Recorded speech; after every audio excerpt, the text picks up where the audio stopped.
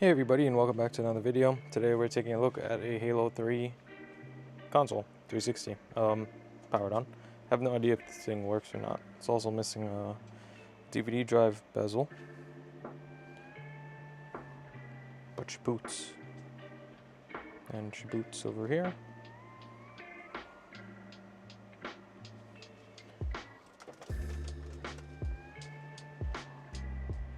And she's probably going to be on like the latest dashboard, which is fine. So now that we verify that she works, the plan today is to install one of these bad boys.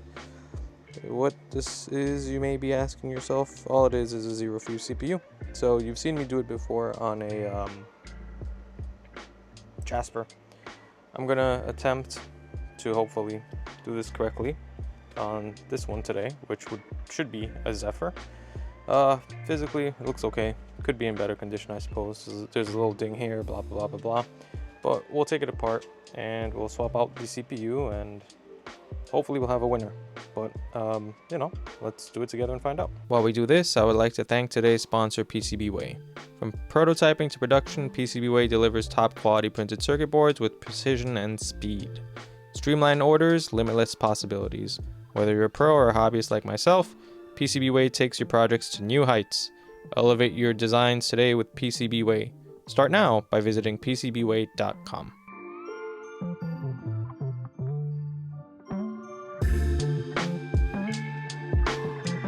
Welcome to the usual viewpoint. So we're looking at the CPU. Already got everything taped off. Hopefully we can do this without something blowing up. Usually my caps blow up. We'll find out together. Basically gonna do what I usually do. As you know, lift between 218 to 225. Clean the board, slap on a new CPU, and hopefully it will work. So let's do this now.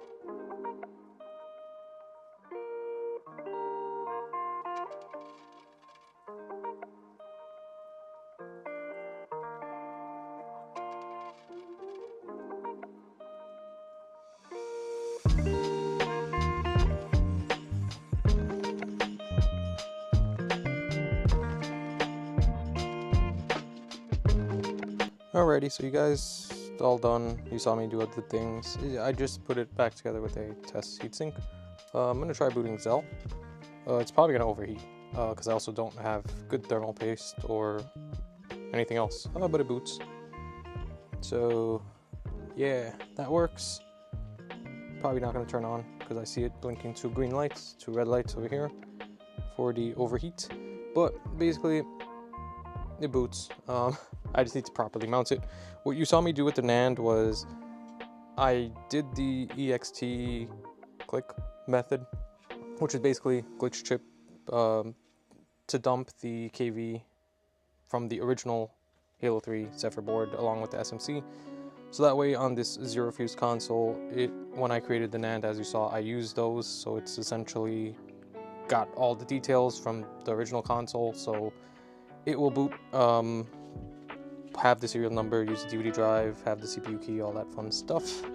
But yeah, I should probably clean it and put it back fully together because, as you see, is not going to boot, is going to overheat every time. So yeah, we'll clean it. I'll throw it in the ultrasonic and we'll come back when we have it all back together. Alrighty, and here we have the final product put back all together. So first I'm gonna boot Zell. Don't mind the colors down there. I accidentally misread and I took purple for orange written on my piece of paper.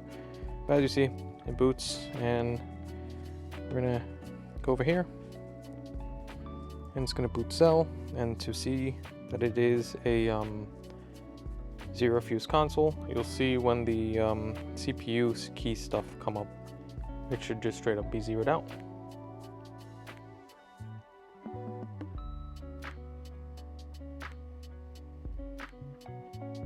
And as you see, CPU key 0 and the KV read error and all that fun stuff. So I'm gonna power it off. And we're gonna power it on. And now it's just gonna boot into the normal dash, which is 17599, I think the latest one is. So we're gonna switch that to orange. I think it matches better with the orange grills. And as we see over there, it's gonna load into the dashboard. Boom. And just to show you guys what I was mentioning with the KV stuff is, since I took the KV from the original CPU that was in there, as you saw, I put in a copy of Lost Planet 2. And if we look over here, it's gonna boot Lost Planet 2 with no funny business because it's all paired up. So the serial number and all that is gonna match the serial number on the back of the console. And yeah, that's kind of it. A little fun project. Like I mentioned, this time it's different because this guy is the true Zephyr motherboard that came with the console, as opposed to the first one that I did, which was a Jasper motherboard that I swapped in. So yeah, if you thought this was useful, have any questions, comments, concerns, leave them down below. Also, I kind of started a small shop website where I list stuff. This guy will probably be on there. It's basically just the one-off stuff that I make here that I don't need or want. I have a few of these, so I don't need this one.